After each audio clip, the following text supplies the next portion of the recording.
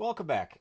So this is one of those preseason games that it was good, and then the third period happened, and that does happen in the preseason. The intensity's not quite there. Obviously, players don't want to get hurt. We'll talk about the player who did get hurt in this. If you haven't seen the video footage, it's something. And so yeah, this game tonight. The most interesting thing to me might be who's this Dobesh guy? Where did he come from? Dobesh had a great game in net for Montreal. So that's going to get lost in this, I think, but I just wanted to mention that. Stolar's at the other end. Well, we know what you get with Stolar's. Pretty good goalie. All six defensemen playing tonight for Montreal, 23 years of age or younger. When Arbor Jackeye is your oldest defenseman, you've got a pretty young lineup out there.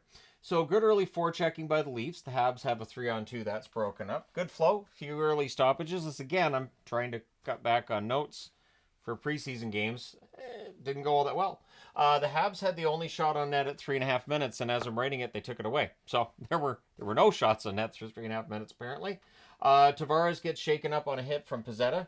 Their knees collided there. Tavares would stay in the game. He was fine.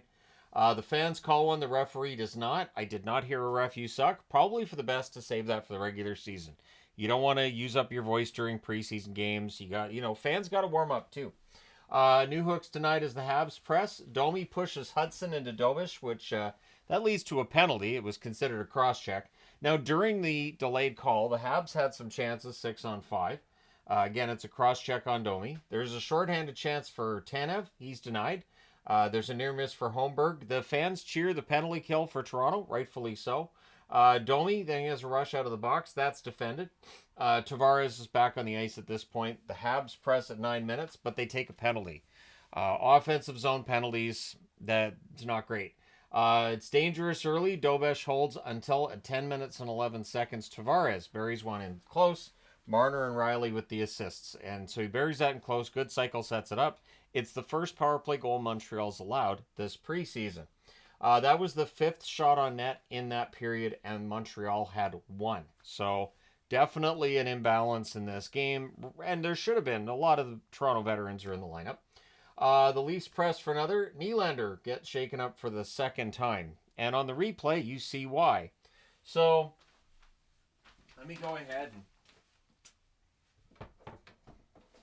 normally I'd pause, but since very few people are going to watch this anyways because it's preseason. So if you decide to push the forward from behind with your stick, and he doesn't realize that your stick is basically going to be pushing his keister, you run the risk of knocking your own player over, which is what Nick Robertson does to William Nylander, and Nylander's head collides into the leg of one of the Montreal Canadiens defenders on the play. Not the Montreal player's fault, but I don't like, okay, I understand players push their teammates to go faster. I get that. But in this case, it looked like he was pushing him so he'd fall down. That's what, to me, it kind of looked like on the replay. And it was an awful play. I'll put this back. But it was an awful play for the fact that, I mean, it's preseason. If you're not hustling fast enough to get back on the play, then get off the ice. I don't know. It wasn't a great play, and Nylander did not return to the game. And now the clip that's out there too is Craig Berube saying, "Where did he go?" Meaning Nylander, and it was probably a question of did he go to the quiet room or is he with the trainer for something else?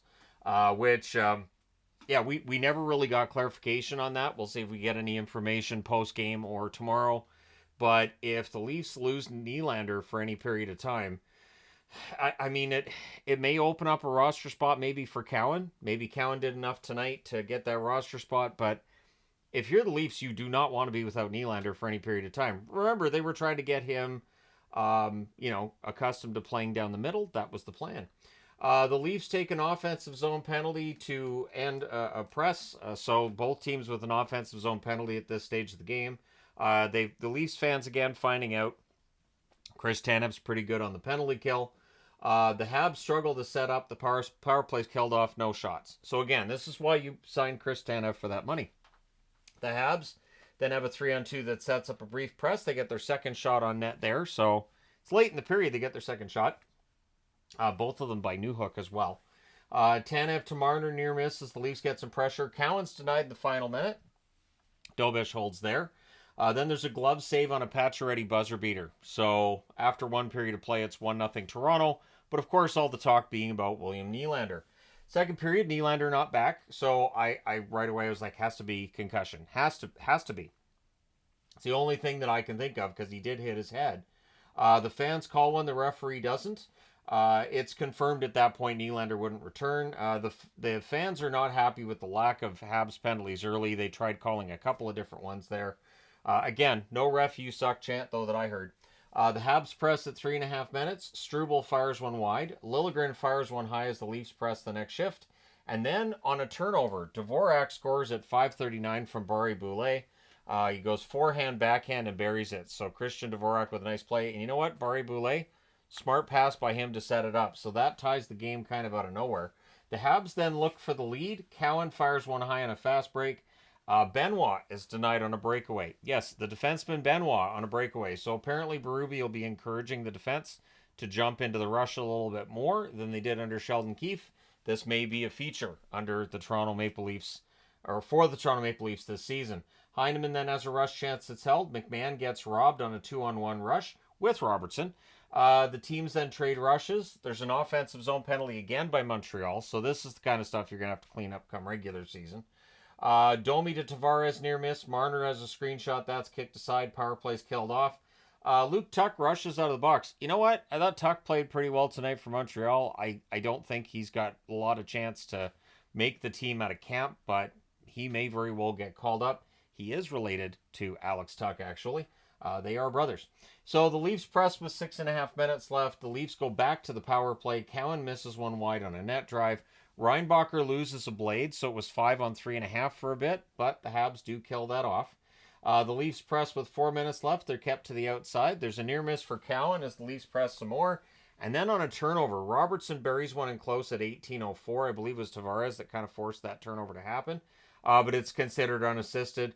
The Leafs press in the final minute, and honestly, I can't say enough good things about Dobish. I thought, for a goalie that before this game, he could get lit up. Just looking at the lineup that Toronto was putting out there compared to Montreal's, I thought this young goalie could get lit up. So third period, Matt Murray's in the net. It was a quiet first couple of minutes. I didn't know how quiet this third period was going to be, but yeah. Domi has a net drive that's defended. The Leafs press after that. Tuch has a rush chance that's held. There's some pushing. Domi and Struble are a bit chatty because on that net drive, it was Struble that kind of pulls Domi down. Not in a way that causes a penalty, but yeah, they had a little bit of a chat. Barron fires one wide on a rush. Roy has a shot that's blocked. Good forechecking by the Habs at this stage. The Leafs press at 7 minutes. Things get pushy again on a hold by Murray. Armia has a tipped shot that's held. And again, it was, I thought, a pretty good start to the third period for Montreal. In fact, the shots are 4-2 in their favor with 9.5 minutes left. Pretty scrambly play from this point, too, though. Very, very much a preseason game we were watching here. Tuch getting involved in pushy stuff again near the Leafs net. So he was right in front of Murray a lot in that third period. And he wasn't shy about getting into some of that pushing and high sticking a little bit. Not so much, though, that you take a penalty.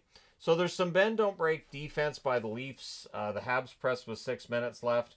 Rod Kapanen gets picked off. Hudson's offensive instinct's pretty darn solid. Defensively, it's going to be maybe a bit more of an adventure.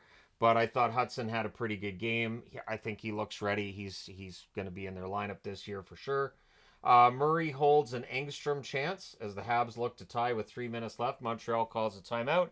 They also pull the goalie, so Dobish goes to the bench. The Habs ice the puck with 48.7 seconds left, and the Leafs do hang on. They win this one 2-1. Not the most exciting game, and it's just a preseason game, but still for Toronto, their first win of the preseason. Shots on net, 13-3 Toronto in the first, 16-7 Toronto in the second, 7-5 Montreal in the third. Final shots, 34-17 for Toronto. Power plays, Montreal 0-2. Toronto 1-3. Dobish saved 32 out of 34. Stolar saves 9 out of 10. And Matt Murray saved all 7 shots in relief. So, yeah, interesting game. Again, I thought Dobish might have been the best storyline from this game. And of course, the most troubling storyline, if you're a Leafs fan, is the status of William Nylander. And so it's not a great look for Robertson, who does end up scoring the game winner. I thought Robertson generally had a pretty good game, but that play, man, I don't know. Let me know your thoughts. Hit like and subscribe if you haven't done so already. And I know it's nowhere near St. Patrick's Day, but I figured, you know what? I like wearing these, and it's almost 6 months until St. Patrick's Day, so kind of wanted to wear it now. But thank you guys so much for all your support as always. I will talk to you again soon.